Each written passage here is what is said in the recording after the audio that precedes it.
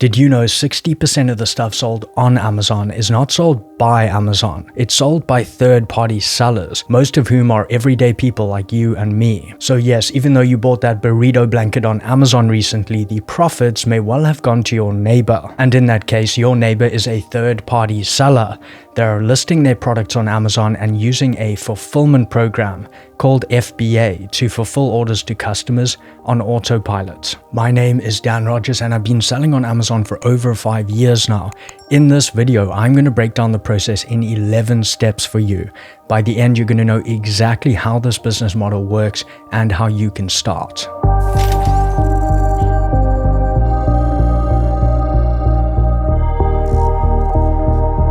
I'm also going to timestamp every single section for you and drop all the resources I mentioned in the description below. Sound good? Smash like and let's dive in. Step 1 is to research products on Amazon. Now you can use product research databases like all of these, which I will link below. They're easily going to allow you to uncover opportunities. What's key is the criteria you punch in here. Now, before I cover the basis for some of the criteria I personally like to use, there is one very important point here that I want you to keep in mind when you're scouring all of these ideas. You want to choose a product type where customers display complex buying behavior. Let me explain. Now, depending on the product type, customers do display different buying behavior, as you can see here. Now, if you're building your own private label brand of products here, you only want to focus on finding products that fit in this complex buying behavior box. And that's because this is where there is high involvement on the customer's part. That is, they're very engaged in this decision, in choosing which product, in comparing product features, accessories, style. And because here there are significant differences between brands, that is, all the products differ, different features, different packaging, different styles. So here are some quick examples of each. Habitual buying behavior, that could be like reordering the whey protein that you love. Variety seeking, that could be buying different flavors of ice cream to see which one you like most. Dissonance reducing behavior is a very interesting one. This is one where we're trying to avoid cognitive dissonance. That is, if you've ever purchased something and then immediately thought you made the wrong decision or did I make the right decision? This is a behavior in which the customer is really trying to reduce that dissonance from happening. For example, if they're choosing the wall paint for their house. And complex buying behavior, the one you want. This could be, for example, buying the perfect camera backpack, but that's going to fit all of your gear and your specific laptop. Or it could be buying the perfect bar accessory gift for your best friend's housewarming. You can see how in those cases, you're going to spend more time on the decision and compare different offerings. And that's where your opportunity as a seller comes in, because that allows you to work with style, accessories, features, and build out a unique offering that's going to stand out on those results as a better choice for those customers. You'll also notice that simple products generally don't have complex buying behavior. For example, these HDMI cables. People just look at price and reviews and quickly make that decision. They're not comparing too much. And so if you as a seller enter that market, it's going to be very difficult because you have to compete on price or reviews, and you won't have any reviews in the beginning. So just keep this in mind when you're finding all those ideas in a database. Skip the products which don't fit more complex buying behavior. But that brings us to the criteria, starting with sell price. And I like to aim for a sell price of $35 or more. And the reason for this is simply that a higher sell price actually just leverages certain fixed costs in this business more and allows you higher profit margins. So here's a quick example. Take these cupcake trays. So this one sells for $37.88, and this more premium one, which sells for $69.99. But the thing is, even though their price differs, they're the same size and weight. They travel in the same box, the same retail packaging, same shipping box. That means when you ship from your manufacturer to your marketplace, let's say FBA in the US, the international shipping fee for both those products is the same. Also, Amazon only cares about the product size and weight when they give you your fulfillment fee, because they're going to fulfill those products for you. So the fulfillment fee is the same. So adding the international shipping cost and FBA fulfillment fee together, we get $12 $12.33. That is the same for both these products. Here's the thing, every time you sell that $38 tray, that $12.33 amounts to 33% of your sell price, or 33% of your revenue. So when you deduct those kind of fixed costs, that leaves only $25.55 for this one. But when you sell the $70 tray, that $12.33 is only 18% of your sale price and leaves a much healthier $57.66 per sale. And yes, there are other costs we haven't factored in here, of course, but in terms of fixed costs alone, a higher price is going to leverage those more, likely result in a higher profit margin. And so that is why I like to aim for products with a sale price above 35. So now you're already focusing on the products you think you can develop more by understanding buying decisions. You're also aiming for those likely to result in a higher margin because of sale price. Now, once you find a couple of ideas, what you want to do is go onto Amazon and type in the keyword that people mostly use in order to find that product type. For example, if you are selling cocktail smoker sets, then you would probably type in cocktail smoker set. Then on this page, this is where you want to start having a look at what products are showing here. I recommend you do use a Chrome extension for this, and specifically what you want to find on this first page of results is 3 sellers who have less than 100 reviews who are selling well at or above $35. So what does selling well mean? Well, this really comes down to your goal and also the product's price. For example, if you are selling a $35 product and you sell 300 units a month, then that's going to equate to $10,500 a month in revenue. So if your goal is $10,000 in revenue a month, then here are some numbers. If your product's price is between $35 and $50, you want to see these other sellers selling at least 300 units a month. But if your price is between 50 and 100, so a bit more expensive, then you might want to see only 200 units a month. And if your product's price is over $100, then you may only need to see 100 to 150 sales a month. All of those are going to equate to 10,000 or more in revenue per month. But as a simple ballpark, aim for 300 units or more a month. If you want to be very strict, like you only want to invest in opportunities likely to bring you a lot of sales, then you can put that number at 500 units a month. So you would be looking for 3 sellers, page 1, less than 100 reviews, selling over 500 units a month each. So what does this look like? Well, here you can see we're on the first page of results. I'm going to open up my Chrome extension, and then I can compare very quickly the reviews, sales, and price points. And then you can look for your set or ratio of numbers here as we've gone through. And the reason that you want to see this trend is threefold. Number one, it tells you that customers are willing to buy from low reviews. So when you start selling no reviews, you have a chance of selling your product. 2, it tells you that customers do buy this price. It tells you the market supports your desired price level, for example, 35. And 3, it actually tells you what type of product to build, because these customers are not buying on price or reviews. They're buying based on the product. So it actually gives you an inkling in how to design your own offering. So now you have found 5 to 10 potential products with R&D potential, good sell prices, and ease of entry. This brings us to step 2, which is to click the like button, but also to narrow down your products. And you're going to do this based on 2 factors. The first is potential profit margins. The reason being is if there's no profit, then there's no point doing all the other checks. First, you want to find out what is it going to cost you to build this product. The best place to do this is Alibaba.com. So let's say you are looking to build your own cocktail smoking kit and you want to sell it for $39.99. Well, your first step is to find your COGS, your cost of goods sold. Now, this section is a bit numbers oriented, so stay with me.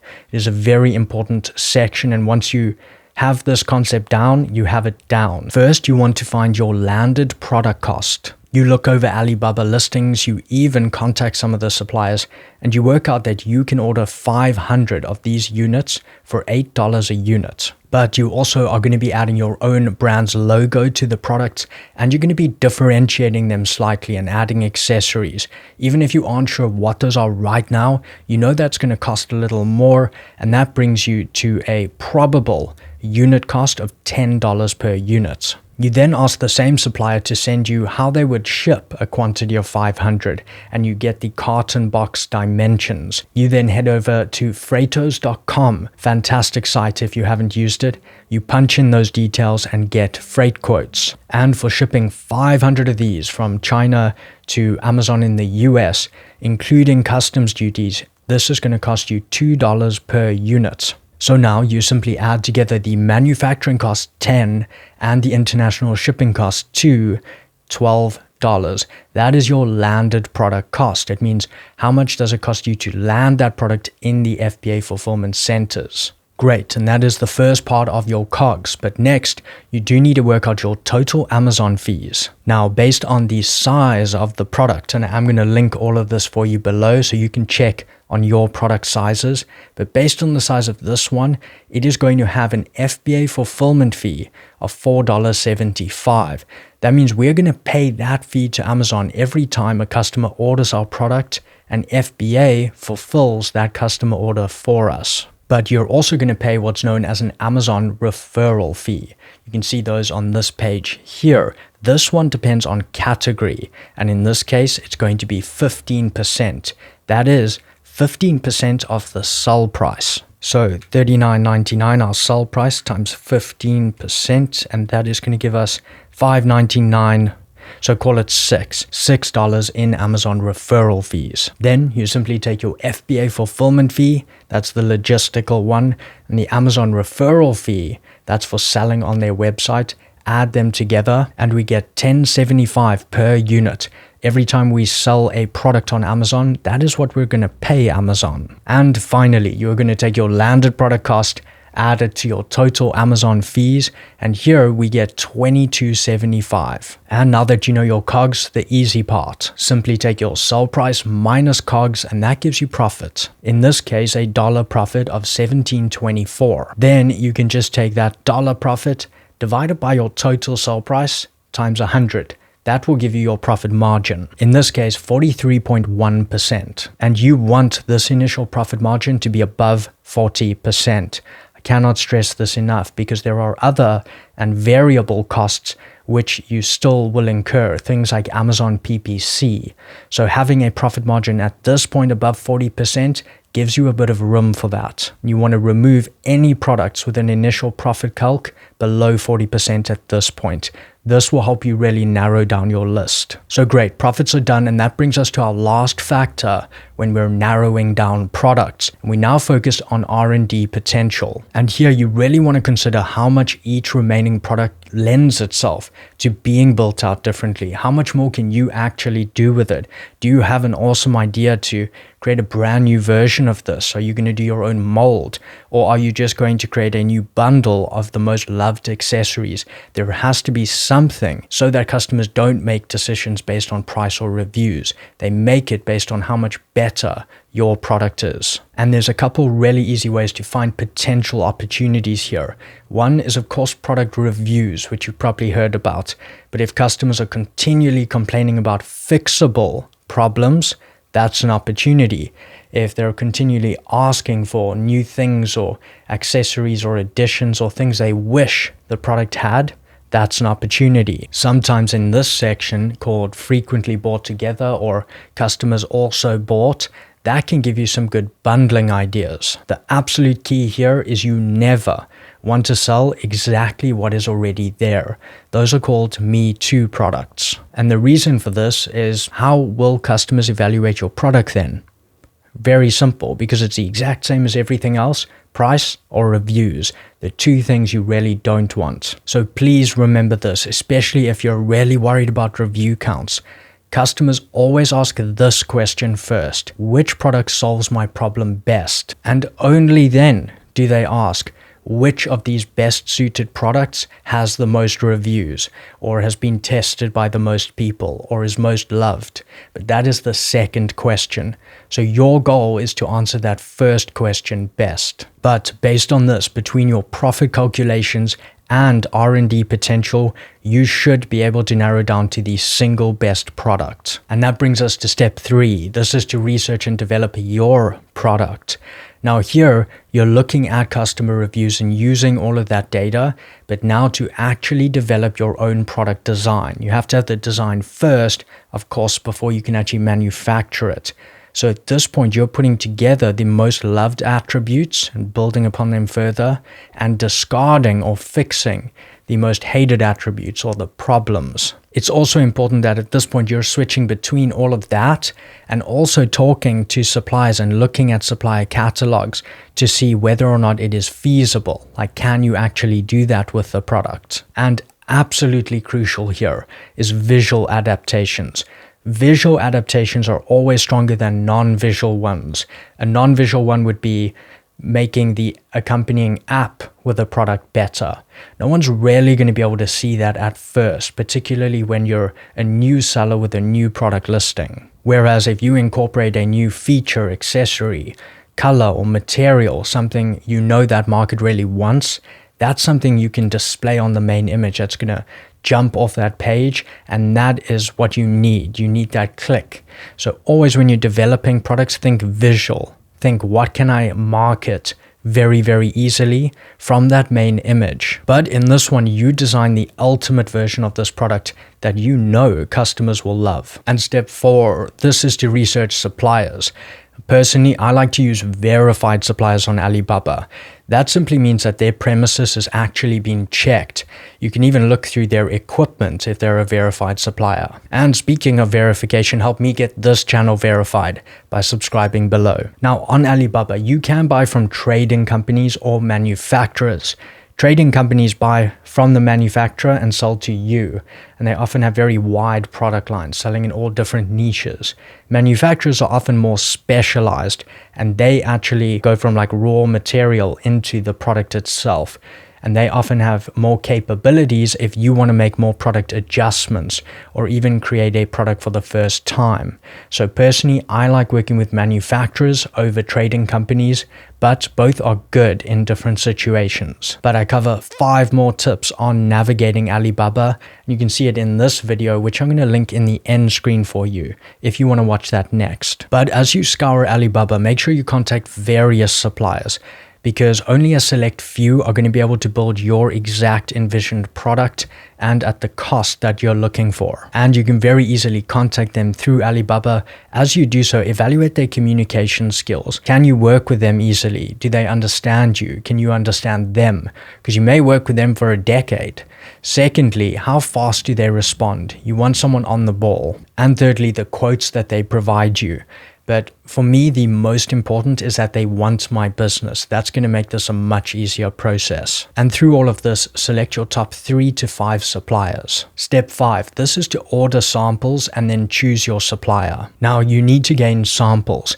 I recommend you gain at least 1 sample from each of your narrowed manufacturers or suppliers. You also want to gain samples of everything that's going to end up in your final product, whether it be the main product, the packaging, or an accessory. At this point, the more the merrier, because it's going to allow you to mix and match and choose your best supplier. Now, how I like to do this is I consolidate all those samples into one shipment. So I basically have all the Chinese suppliers send it to one location in China. I put it all into one box at that company, and then I ship it internationally from there to my house. Now, the company I've personally used for this is called TipTrans, and I will link them below. And then the fun part, you're going to receive your samples and you can evaluate them. And this is going to allow you to finalize product design aspects as well as select your best supplier. I've never had an instance where I've had samples and couldn't choose. I could always choose exactly which supplier I wanted to work with based on the quality of the samples sent. You're then going to inform your chosen supplier you would like to move forward with them. I also advise letting the others know you're not going to be moving forward with them. Just keep those relationships in good nick, because you never know. You may need a backup supplier. But now with your chosen supplier, I do recommend you get them over to Skype or WeChat, another communication platform that's going to be a lot easier than Alibaba's chat. At this point, you want to absolutely finalize your product design with this manufacturer. You're also going to begin negotiating at this point on order quantities and costs. And step 6, choose your brand name. Now this one might seem out of place here, but it's very important because this name, your brand name, also called your private label, needs to actually be printed onto your products when manufacturing. So you have to have it selected by this point. And to explain this one, here is the brand name spectrum from generic to fanciful. Now you can see examples of each, but fanciful names, those are the ones that you want to focus on. Those are just made up names. You could just fuse the letters of your name and another person's name. You can really make it up. And the reason you want to choose these is they're very easy to trademark, or they're much more trademarkable than other names that are very descriptive. And once you have a trademark, you can also get brand registry on Amazon, which gives you a plethora of other benefits. And lastly, going with a more made up, unique name, it's going to help you avoid expensive IP problems. And I will also link below my full video on exactly this, how to come up with and select your brand name. Step 7, list your product and begin manufacturing. Now you want to add your product to Amazon's catalog. That is, list your product on Amazon before paying your supplier. Now it can be a very basic bare bones listing where you just put in the required info, nothing else, but it's an important step because it tells you you can sell this product on Amazon. Additionally, if you can sell this product on Amazon, it also allows you to clear any requirements or hazmat reviews or any red tape. You can move through that in good time before your products are literally at the fulfillment center doors. And to add your product to Amazon, you will need what's called a GTIN, Global Trade Identification Number, and they come in 2 forms. They're called UPCs in the US, that's probably the term you've heard, or they're called EANs in Europe, but they are the same thing. And you can purchase one of these codes from your local GS1 website. And you're then going to input that same code in the product ID field when adding your product to Amazon. But once you know that you can actually sell this product on Amazon, you're going to pay the supplier the initial amount. This is very often 30% of the amount they quoted you. At this point, very important is that you also want to go into Seller Central, open Manage Inventory, and then you're going to go next to your newly created listing, click the Edit drop down and Print Item Labels. This is going to give you your FNSKUs, your Fulfillment Network Stock Keeping Units.